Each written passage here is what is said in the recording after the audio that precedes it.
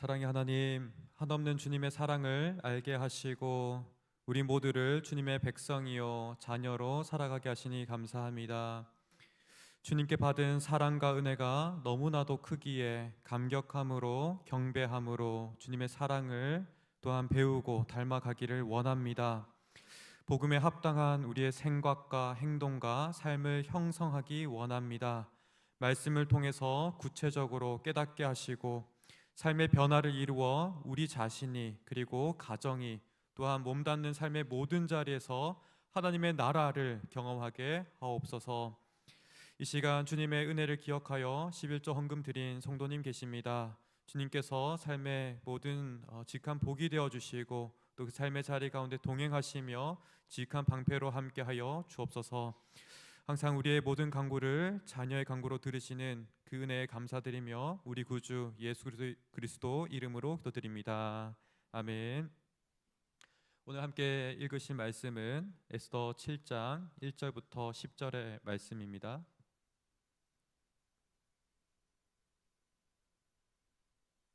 에스더 7장 1절에서 10절 말씀입니다. 에스더 7장 1절에서 10절 말씀, 구약성경 756면에 있습니다.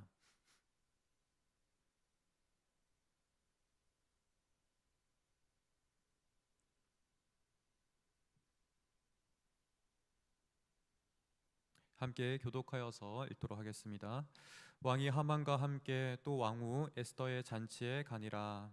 왕이 이 둘째 달 잔치에 술을 마실 때 다시 에스더에게 물어 이르되, 왕후 에스더여, 그대의 소청이 무엇이냐?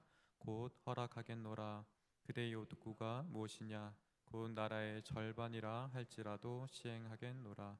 왕후 에스더가 대답하여 이르되, 왕이여, 내가 만일 왕의 목전에서 은혜를 입었으며 왕이 좋게 여기시면 내 소청대로 내 생명을 내게 주시고 내 요구대로 내 민족을 내게 주소서.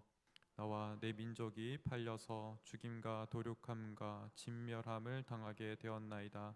만일 우리가 노비로 팔렸더라면 내가 잠잠하였으리이다. 그래도 대적이 왕의 손해를 보충하지 못하였으리이다 하니, 아수에로 왕이 왕후 에스더에게 말하여 이르되, 감히 이런 일을 심중에 품은 자가 누구며 그가 어디 있느냐 하니, 에스더가 이르되, 대적과 원수는 이 악한 하만이니이다 하니, 하만이 왕과 왕후 앞에서 두려워하거늘 왕이 노하여 일어나서 잔치 자리를 떠나 왕궁 후원으로 들어가니라. 하만이 일어서서 왕후 에스더에게 생명을 구하니 이는 왕이 자기에게 벌을 내리기로 결심한 줄 알미더라.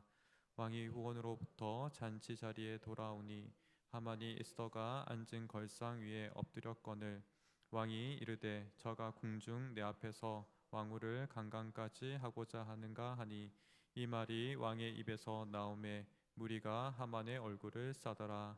왕을 모신 내시 중에 하르보나가 왕에게 아뢰되, 왕을 위하여 충성된 말로 고발한 모르드게를 달고자 하여 하만이 높이가 50규빗 되는 나무를 준비하였는데 이제 그 나무가 하만의 집에 섰나이다. 왕이 이르되, 하만을 그 나무에 달라 하매 모르드게를 매달려고 한 나무에 하만을 다니 왕의 노가 그치니라. 아멘.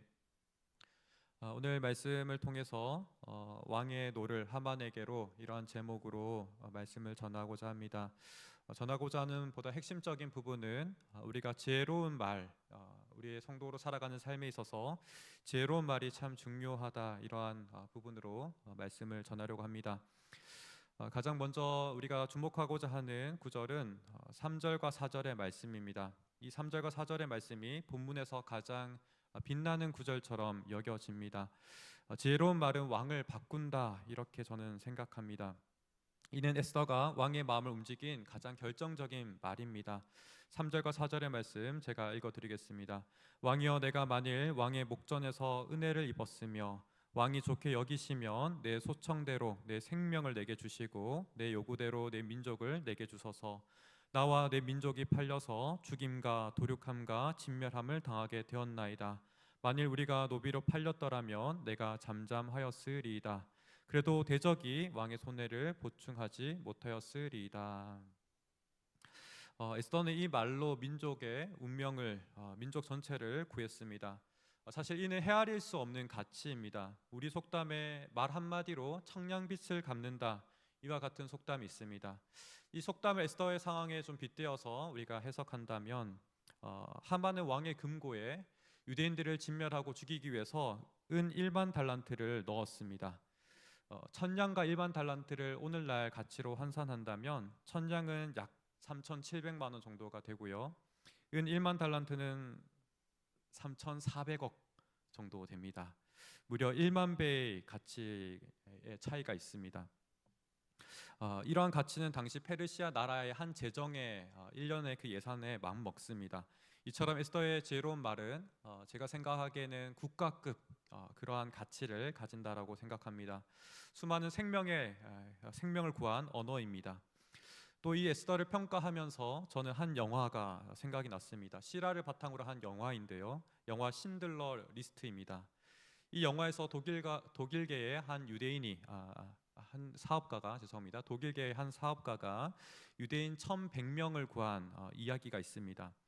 실제로 이 신들러에 의해서 생명을 얻은 유대인이 소설을 썼고, 스티븐 스필버그라는 유명한 감독이 이 소설을 읽으며 감동을 받아서 영화를 제작하였습니다. 러닝타임이 무려 3시간 20분이나 됨에도 불구하고 하나도 지루하지 않습니다. 저도 어릴 때 봤는데도 참 재밌게 봤던 기억이 있습니다.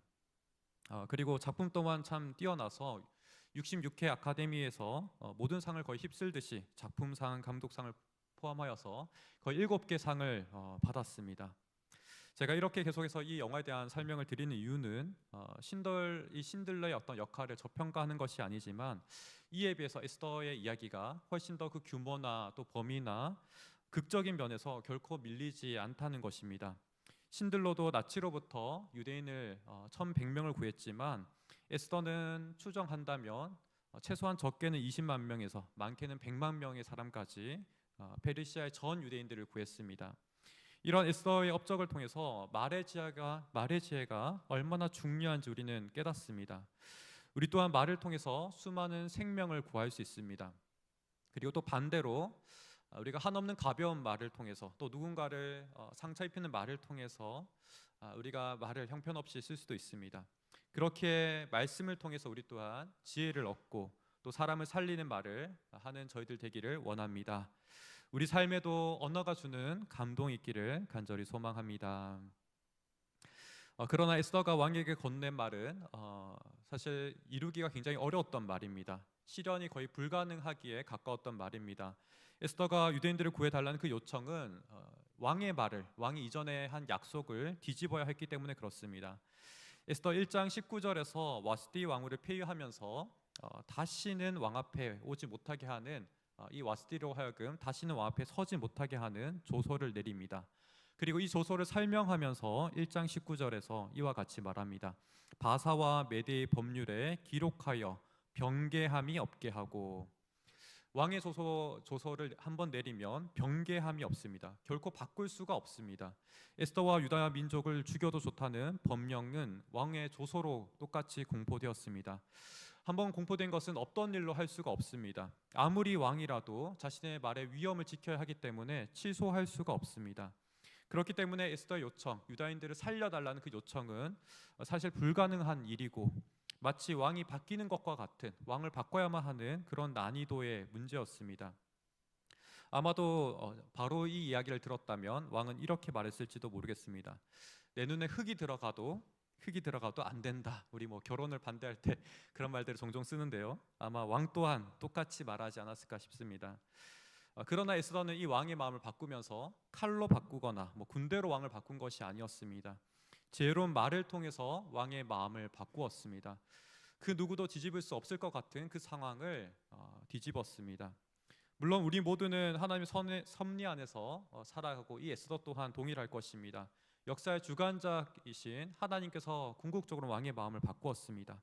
또한 왕의 마음을 바꾸는데 큰 역할을 하였던 이 에스더의 지혜 또한 하나님께서 주신 것일 것입니다. 그러나 우리가 본문을 주목하면서 이 에스더를 우리가 주목하는 것은 동일하게 하나님의 가르침을 듣고 또 그 가르침에 따라서 살아가는 한 백성의 삶을 샘플로 보기 원합니다.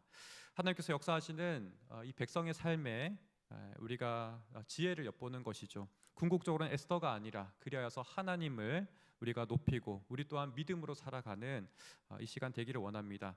그러한 측면에서 이 에스더를 다시 한번 우리가 주목하기 원합니다.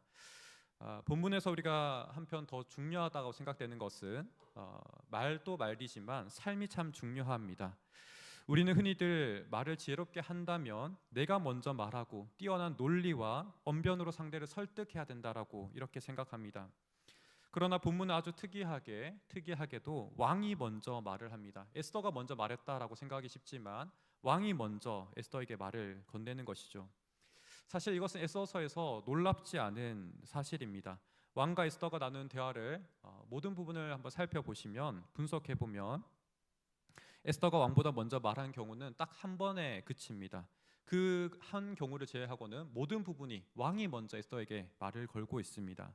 왕이 먼저 에스더의 소원이 무엇인지 물었습니다. 오늘 본문 2절도 그렇습니다. 2절 말씀 제가 읽겠습니다. 왕후 에스더여, 그대의 소청이 무엇이냐? 곧 허락하겠노라. 그대의 요구가 무엇이냐? 곧 나라의 절반이라 할지라도 시행하겠노라. 이와 같은 유사한 말이 이미 5장 3절에서도 또 6절에서도 두 차례 있었습니다. 왕이 먼저 에스더의 소원을 묻습니다. 총 3차례에 걸쳐서 물었습니다. 즉 에스더는 이미 왕에게 자신의 소원을 말하기 전에 왕의 마음의 문을 활짝 열었습니다. 그렇기에 말보다 중요한 것은 삶입니다. 바르고 충성을 다해 행동한 것들이 모여서 삶을 이루고 그 삶이 마침내 사람의 마음을 비록 왕이라 할지라도 그 왕의 마음조차도 움직입니다. 잠시간 에스더서의 출발을 한번 생각해 봅시다. 먼저 왕에게는 와스디 왕후가 먼저 있었습니다. 그 왕후는 폐위되었습니다. 폐위된 이유는 왕의 말을 잘 듣지 않았습니다. 왕비가 말을 듣지 않았던 그 이유는 명분이 어찌 되었든 왕을 존중하지 않았던 것입니다. 그래서 에스더는 와스디와 가장 차별점을 이루는 부분이 그것이 돋보여서 왕후가 되었을 것입니다. 화장이나 어떤 단장의 화려함이 아니었습니다. 지금까지 왕을 대하는 지금까지 에스더의 모습을 우리가 추적해오고 또 추정한다면 에스더의 가장 큰 장점이라고 한다면 왕을 헤아리고 또 왕보다 앞서지 않는 태도가 왕으로 발탁된 배경으로 생각됩니다. 그 이후로도 자신의 생명을 걸고 왕 앞에 섰지만 당장 왕의 호의를 얻었지만 성급하게 요청하지 않았습니다. 가장 먼저는 왕의 마음과 상태 그리고 왕의 입장을 거듭하여서 고려하고 생각합니다. 첫 번째 잔치가 끝나도 또 두 번째 잔치로 이어지는 그 과정이 바로 이를 증명합니다. 아무리 당면한 일이 중요하고 또 조급할 수도 있지만 순서를 지킵니다. 정도를 지키는 삶이 에스더의 말에 힘을 더했습니다. 더욱더 큰 결정타는 에스더의 정체성입니다. 에스더의 말에 가장 결정적인 힘을 발휘한 것은 3절의 말씀입니다. 바로 정체성이 드러나는 순간인데요. 우리 정체성은 삶의 뿌리이자 기반이라고 할 수 있을 텐데 3절 후반절 말씀 함께 보겠습니다. 내 소청대로 내 생명을 내게 주시고 내 요구대로 내 민족을 내게 주소서. 이곳에서 자신을 유다인임으로 지금 명확하게 말하진 않지만 정황상 충분히 유다인임을 알 수 있습니다. 어찌되었든 멸망당할 위기 가운데 있는 민족이라는 것을 공개하였습니다. 어찌 보면 자기에게 가장 취약할 수 있는 부분을 드러내었습니다. 우리의 상식으로는 납득할 수가 없는 부분이죠. 가장 취약하는 부분이 우리에게 지혜로운 말이 되고 또 상대를 설득할 수 있는 말이 된다는 것이 쉽게 납득하기가 어렵습니다. 그런데 일부러 유다인의 종족을 또 한편 말하지 않습니다. 조금 더 그 본문을 우리가 살펴본다면 유다인이라고 말하는 순간에 우리는 보통 그 유다라는 이름에 주목하게 됩니다. 그런데 에스더의 화법을 우리가 면밀하게 보면 내 민족이라고 말하고 있습니다. 내 민족. 그렇다면 이 민족의 이름보다도 에스더와 관련된 것을 더 많이 생각하게 되겠죠. 에스더를 우리가 주목하게 됩니다. 에스더의 민족이구나. 또 한편 에스더의 삶을 우리가 주목하게 됩니다. 그녀의 정체성을 드러내었지만 한편 그 정체성은 유다가 아니라 에스더의 삶인 것이죠. 에스더의 삶이 곧 그녀의 정체성입니다. 에스더가 왕을 그토록 사랑하고 또 신뢰할 때에 왕이 에스더를 그토록 사랑하고 신뢰할 때 에스더는 가장 결정적으로 자기 정체성을 나타내었습니다. 어찌 보면 가장 사랑하는 여인이 죽을 운명이 있다라는 것을 깨닫는 이 왕은 이 여인을 구하기 위해서 자신의 모든 것을 아끼지 않았을 것입니다. 위기가 이제는 기회가 되었습니다. 그토록 위태로웠던 유다인의 신분이 이제는 가장 큰 무기가 되었습니다. 유다인이라는 표면적인 이름에 자신이 기대지 않았기 때문에 그렇습니다. 오히려 자신의 삶을 통해서 유다인이 무엇인지를 보였습니다. 기다리고 인내할 수 있는 민족이라는 것, 성급하지 않는 민족이라는 것, 왕보다 절대 앞서지 않는 민족이라는 것을 에스더의 삶을 통해서 나타내고 있습니다. 또 본문의 뒷부분에 나타나는 모르드게 또한 유다인입니다. 아마도 이 왕은 에스더를 통해서 에스더를 이어서 이 모르드게 이름을 들었을 때 깜짝 놀랐을 것입니다. 에스더가 의도한 것은 아니겠지요. 하나님의 섭리 안에서 에스더를 지혜롭게 한 것처럼 모르드게 이름 또한 하나님의 섭리 안에서 나타났습니다.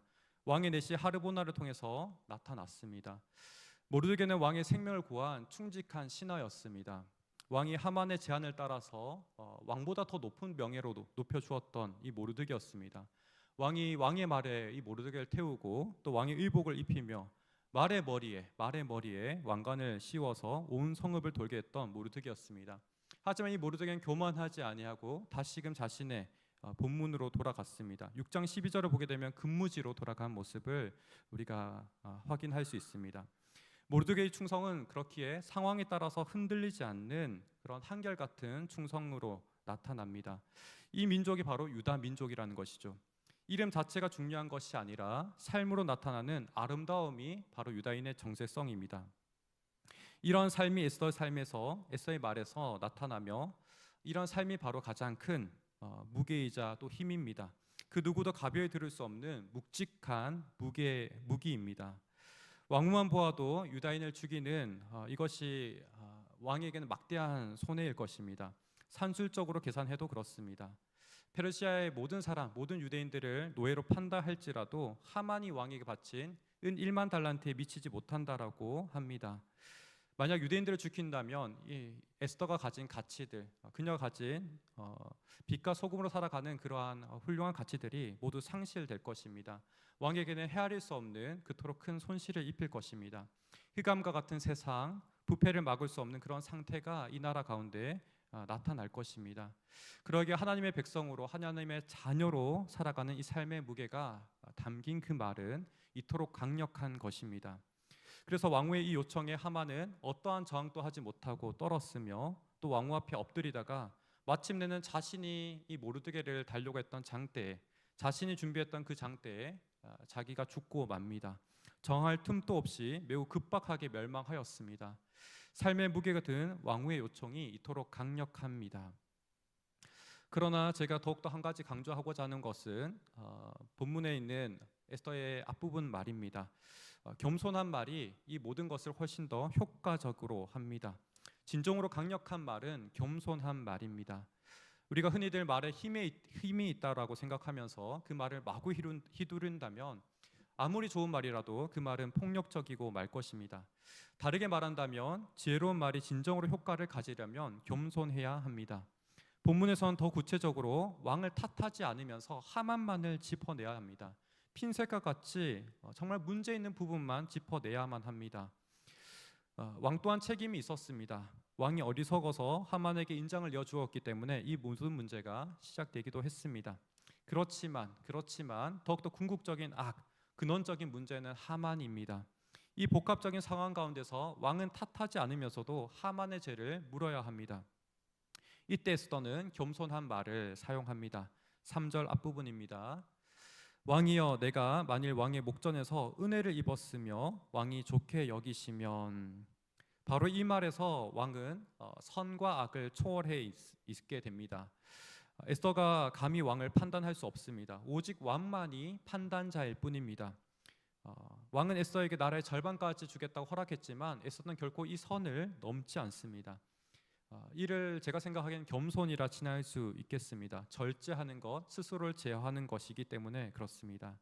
그 결과 에스더는 자신의 의도한 대로 왕을 탓하지 않으면서도 모든 가오를 하만에게 물을 수 있었습니다. 만약 에스더가 왕을 탓했다면, 정말 왕이 잘못되었다라고 지적하였다면, 왕이 에스더의 소원을 아무리 나라의 절반까지로 주겠다라는 그 약속을 보장할 수가 없습니다. 왕에게는 그것보다 훨씬 더 큰 요구처럼 들릴 수 있기 때문에 그렇습니다. 자신에 대한 도전으로 받아들이고 또 한편 진노로 에스더를 대했을지도 모르겠습니다. 그렇기에 진정으로 지혜로운 말은 삶의 힘이 담긴 말인 동시에 또 진정으로 겸손한 말이어야 합니다. 사랑하는 성도 여러분, 우리가 성경에서 사실 이러한 진리들은 거듭해서 확인하는 바입니다.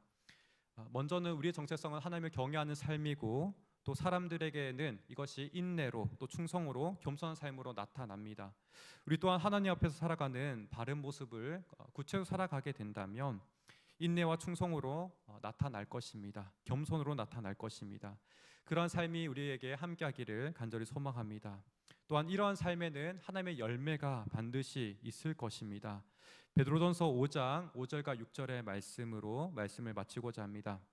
함께 읽겠습니다. 젊은 자들아, 이와 같이 장로들에게 순종하고 다 서로 겸손으로 허리를 동이라. 하나님은 교만한 자를 대적하시되 겸손한 자들에게 은혜를 주시느니라. 그러므로 하나님의 능하신 손 아래에서 겸손하라. 그때가 되면 너희를 높이시리라. 아멘. 가장 먼저 하나님의 주권을 우리가 인정하기를 원합니다.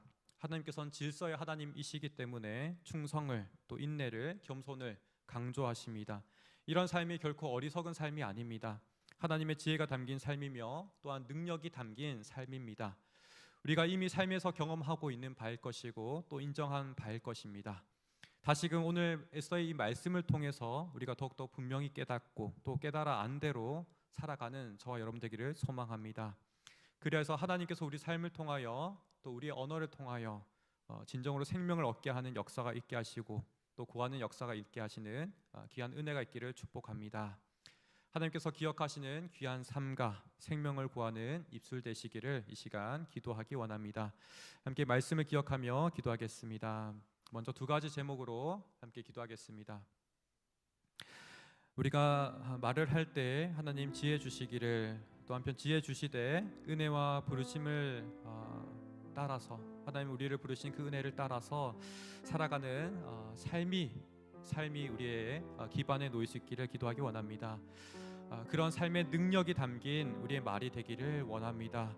하나님, 우리가 말하는 그 모든 말에 지혜 있게 하여 주시고 그 삶의 진정으로 삶이 담겨서 강력한 하나님의 능력과 무기가 되게 하여 주옵소서.